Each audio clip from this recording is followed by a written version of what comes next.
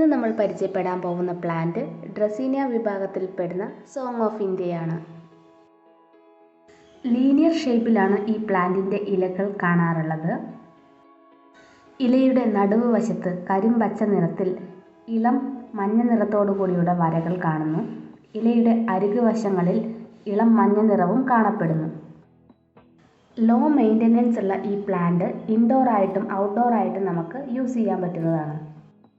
നിങ്ങൾക്ക് ആർക്കെങ്കിലും പ്ലാന്റ് ഗിഫ്റ്റായിട്ട് കൊടുക്കണം എന്ന് ഒരു തോന്നലുണ്ടെങ്കിൽ തീർച്ചയായിട്ടും നിങ്ങൾക്ക് ഓപ്റ്റ് ചെയ്യാൻ പറ്റുന്ന ഒരു പ്ലാന്റാണിത്. ബ്രൈറ്റ് ആയിട്ടുള്ള ഇൻഡയറക്റ്റ് സൺലൈറ്റ് ആവശ്യമുള്ള ഒരു പ്ലാന്റാണിത്. ഔട്ട്ഡോർ ആയിട്ടാണ് നിങ്ങൾ ഈ പ്ലാന്റ് വെക്കുന്നതെങ്കിൽ ഏതെങ്കിലും മരത്തിൻ്റെ ഷെയ്ഡിൽ കൊണ്ട് വെക്കേണ്ടതാണ്.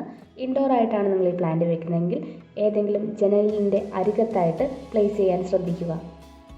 ചെടി നട്ടിരിക്കുന്ന മണ്ണിൽ വെള്ളത്തിൻ്റെ അംശം വളരെ കുറവാണെങ്കിൽ മാത്രം നമ്മൾക്ക് ഈ ചെടി നനച്ചു കൊടുത്താൽ മതിയാകും. ഓവറായിട്ട് നമ്മൾ വെള്ളം ഒഴിച്ചു കൊടുക്കുകയാണെങ്കിൽ ഇതിൻ്റെ വേര് കേടാവാൻ സാധ്യതയുണ്ട്.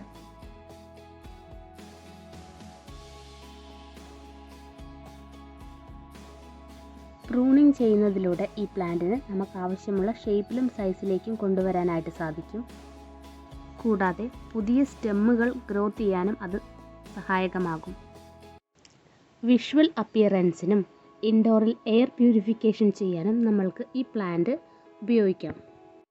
വിൻ്റർ സമയങ്ങളിൽ വെള്ള നിറത്തിലുള്ള പൂക്കൾ ഈ പ്ലാന്റിൽ കാണപ്പെടാറുണ്ട്. ലീഫിൻ്റെ ടിപ്പ് ബ്രൗൺ നിറത്തിൽ കാണുന്നത് ചെടിയിലെ വെള്ളത്തിൻ്റെ കുറവിനെ സൂചിപ്പിക്കുന്നു.